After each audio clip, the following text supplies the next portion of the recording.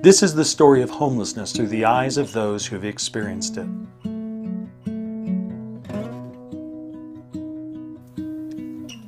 Alcohol.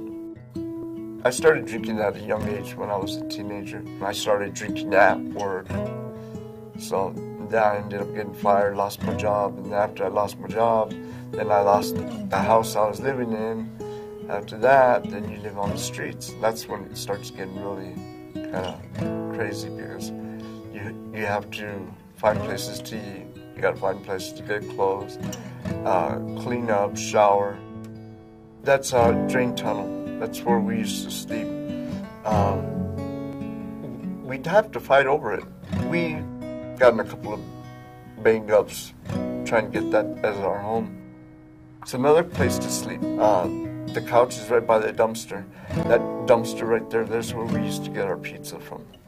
They'd get them and they'd throw them in the trash, and they'd have this pitcher full of cooking oil, and they'd pour it over the boxes. The pizza was still good, but it took me a long, long time to get to the point to where I could eat that pizza. Because, you know, you're getting it out of the trash, for one, and then you're getting it out of a greasy box.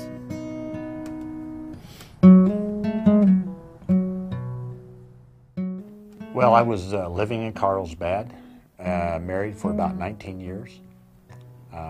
And my children, once they grew up and were almost out of school, the marriage just disintegrated. I sleep in an alley primarily because I don't drink or smoke outside. I don't look for trouble. And the police can drive by and shine a light on me and my partner camping with me and know that we're not doing anything, and they don't bother us.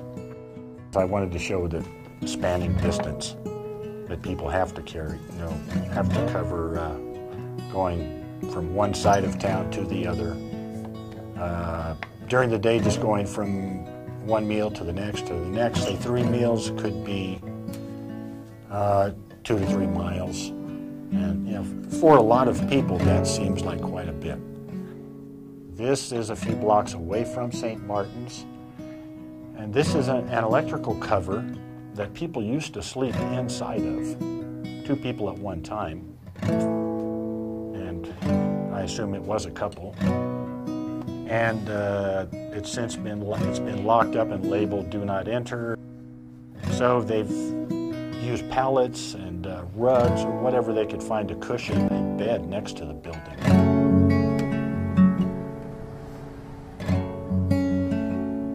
I have an addictive personality, and I am an alcoholic and a drug addict. I've been clean and sober a very long time.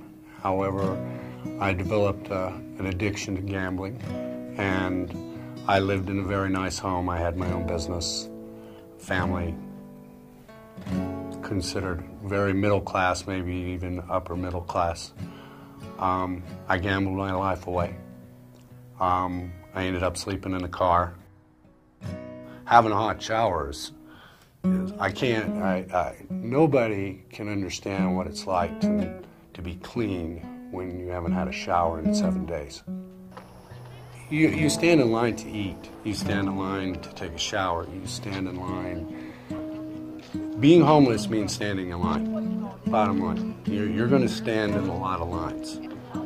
And there's no other choice. If you want to eat, you're going to stand in a line. If you need, a new pair of shoes or a new used pair of shoes or anything, any of the basics, you are going to stand in line, and you can't get away from it. I took a picture of 2 people holding up bus passes that they got from St. Martin's, and the way I look at a bus pass is that's a dignity for a day. The stigma of being homeless, it's horrible. I hate it. You want to know what it feels like to be homeless? It's a long row of people in sleeping bags and blankets. And every car that passes you by, that goes down that street, and there's a lot of them, will stare out the window at you. Just stare at you like you're an animal in a zoo. The majority of us don't want to live like this, don't like it.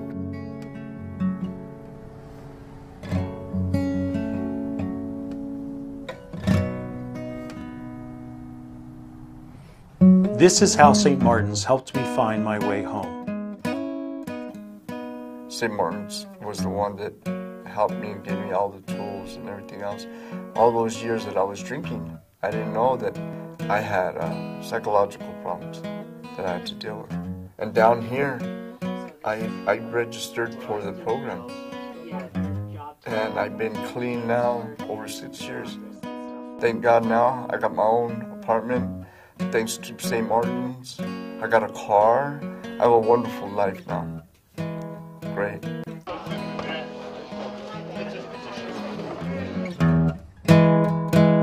I heard there was a place called St. Martin's on 3rd Street. And I came here and I thought, oh my gosh, you know, there's food all over the place, there's mail access, phones to use. And I took advantage of that. And from there, I've had a couple of jobs. I take advantage of the storage facilities, a produce-sized box for storage, for clothes and different things. And there are 1,000 stories, and everybody has their own circumstances. You know, St. Martin's is here for those people. What I've used St. Martin's for is literally everything they offer. I've eaten here. You're welcome. Their shower is a godsend. I've gotten clothes here.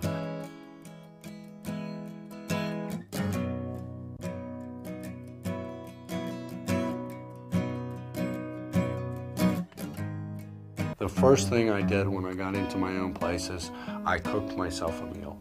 And the second thing I did was I took a shower in a bathroom with no one else in there. It wasn't a community shower. I wasn't hip to hip with 3 other people. One of the things that I will say about St. Martin's, it's probably the best thing about St. Martin's.